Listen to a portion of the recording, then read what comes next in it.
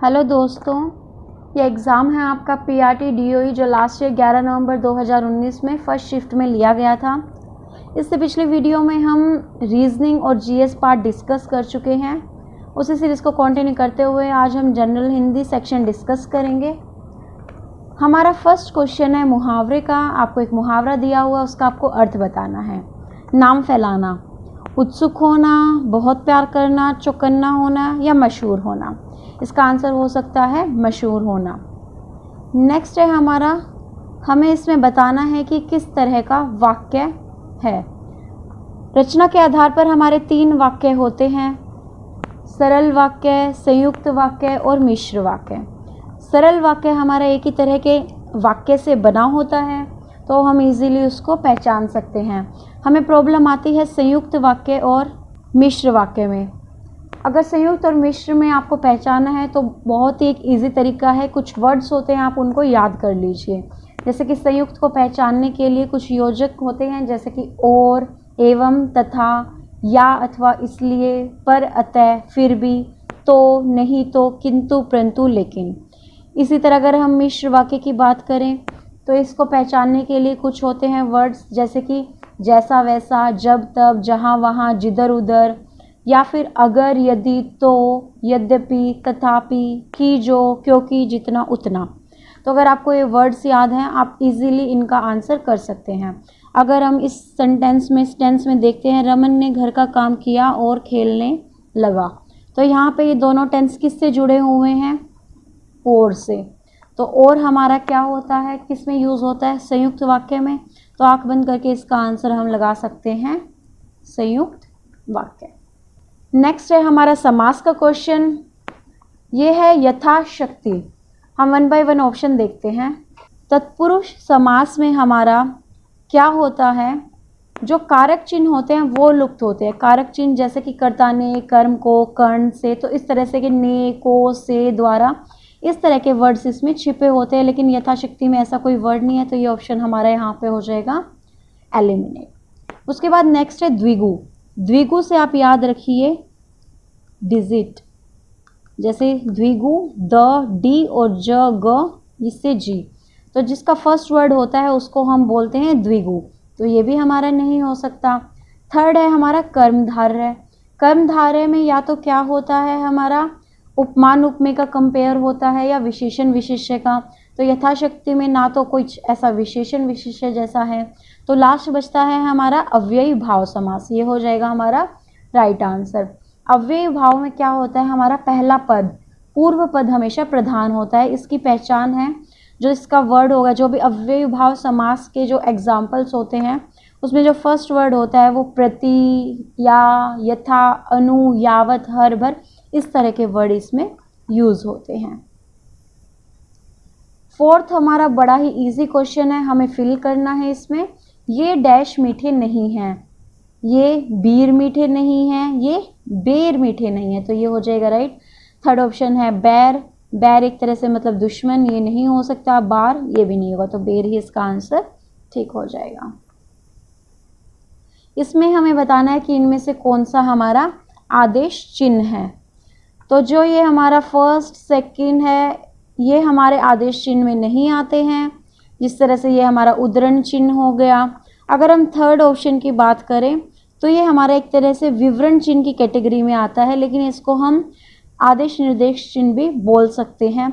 तो हमारा थर्ड यहाँ पे हो जाएगा राइट ऑप्शन। 6 है हमारा पर्यायवाची का। कोविद किसका पर्यायवाची है? तो इसका आंसर हो जाएगा विद्वान।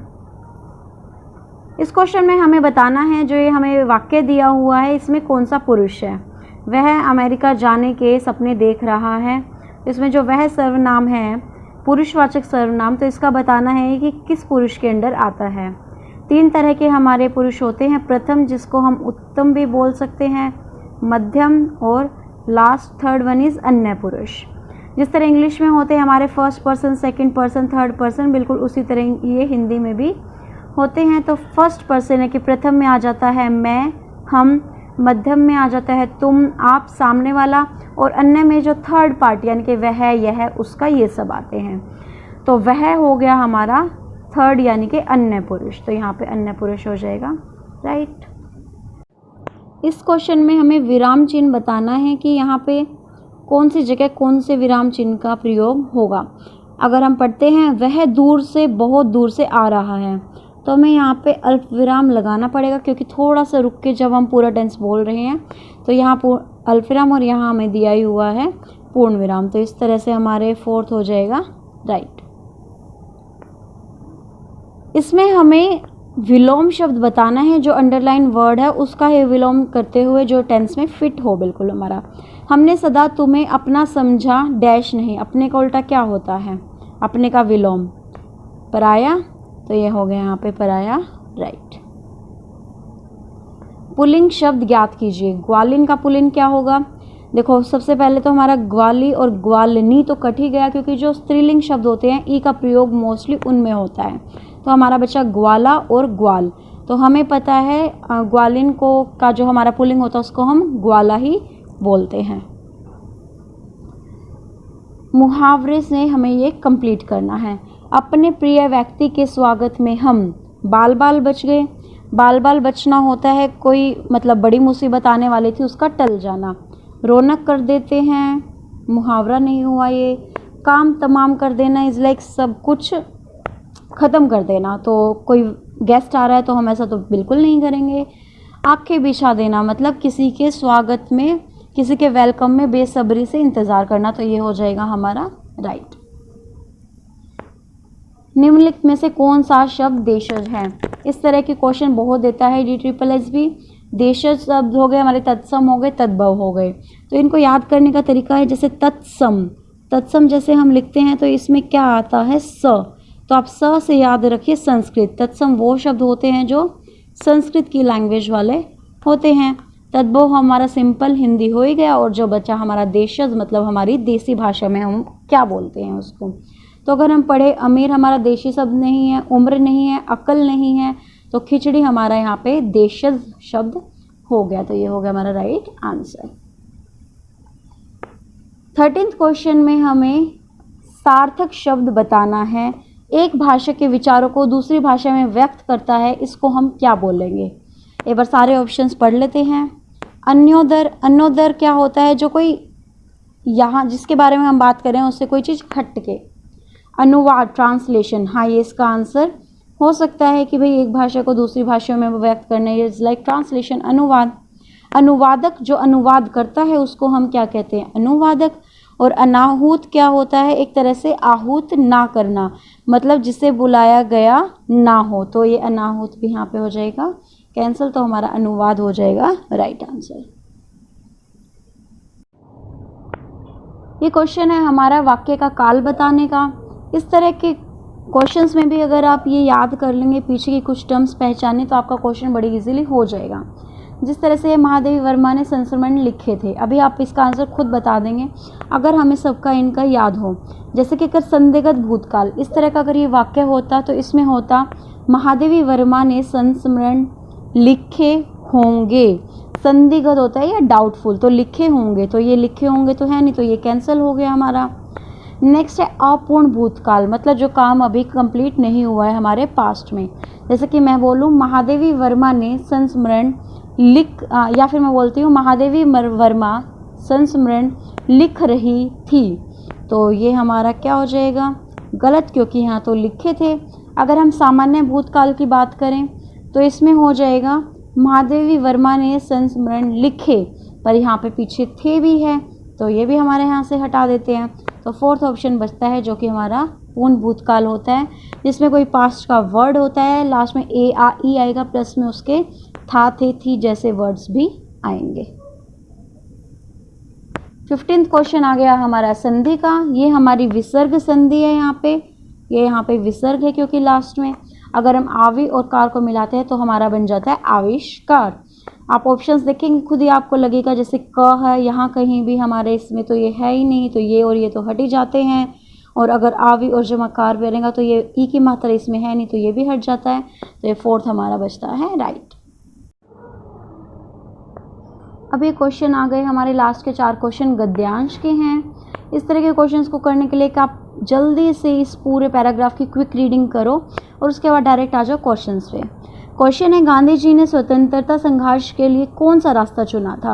आप जल्दी से अब एक बार फिर से क्विक रीडिंग करते हुए हमें किसका आंसर बताना है, इसमें कौन सा रास्ता, मतलब अगर आपको जहाँ भी रास्ता वर्ड दिखे आप वहाँ रुको। आप स्टार्टिंग से पढ़ते हुए आएंगे, फर्स्ट लाइन में, सेकेंड लाइन में, थर्ड लाइन में, फोर्थ लाइन में जब आ जाते हैं आप, तो आपको यहाँ दिख रहा है कि ये अहिंसा का रास्ता चुना और अहिंसा का रास्ता चुनने, ठीक है। तो हम अब ऑप्शन में देखते हैं क्या यहाँ पे अहिंसा है, तो हाँ जी ये रहा फोर्थ ऑप्शन हमारा अहिंसा, ये हो गया हमारा राइट आंसर। नेक्स्ट है हमारा, महात्मा गांधी का जन्म कब हुआ था? तो ये तो हमारा फर्स्ट ही लाइन में आंसर है, 2 अक्टूबर 1869। हम कॉम्पिटिटिव एग्जाम्स की तैयारी कर रहे हैं तो वैसे भी हमें पता होगा, तो ये हो गया राइट आंसर। इसके बाद है, महात्मा गांधी ने आंदोलन की शुरुआत किस बलबूते पर की थी? फिर से एक बार इसकी क्विकली रीडिंग करते हुए हम जब देखेंगे कि हमने यहाँ पे क्या ढूंढना है कि आंदोलन की शुरुआत, ये वर्ड जहाँ आपको मिले, तो ये रहा हमारा आंदोलन की शुरुआत, बिल्कुल लास्ट लाइन में। तो यहाँ है हमारा अहिंसा, सत्य और शांति। तो किस ऑप्शन में तीनों हैं? फर्स्ट ही ऑप्शन हमारा अहिंसा, सत्य और शांति, तो ये हो गया यहाँ पे करेक्ट आंसर। उपयुक्त गद्यांश का उपयुक्त शीर्षक क्या होगा? इस तरह के क्वेश्चन ज़्यादातर हमारे गलत हो जाते हैं।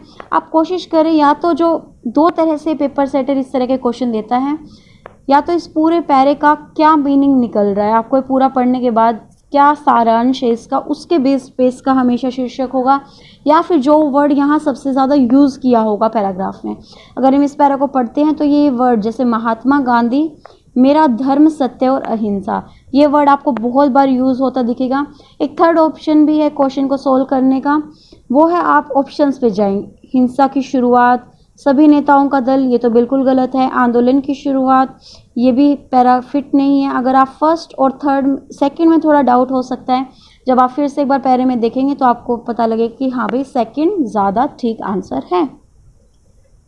Last question of the series is, Mahatma Gandhi के समाधि स्थल का क्या नाम है? ये हमें वैसे भी पता है, लेकिन फिर भी एक बार देख लेते हैं। अगर हमें इस तरह के क्वेश्चन सोल्व करना, तो ये रहा महात्मा गांधी की समाधि राजघाट है, ये हो गया हमारा राइट आंसर राजघाट। फ्रेंड्स, इस वीडियो में हमने आपसे डिस्कस किए हिंदी के 1 to 20 क्वेश्चंस। नेक्स्ट वीडियो में हम आएंगे इंग्लिश के 20 क्वेश्चन की सीरीज़ के साथ। अगर आपको ये मेरा सॉल्यूशन पढ़ाने का तरीका अच्छा लगता है तो प्लीज़ वीडियो लाइक करें और ज़्यादा से ज़्यादा अपने स्टडी ग्रुप में शेयर करें, तो ताकि जितने भी हमारे इस टीचिंग फील्ड के बच्चे हैं उनको भी इस वीडियो का लाभ मिल सके।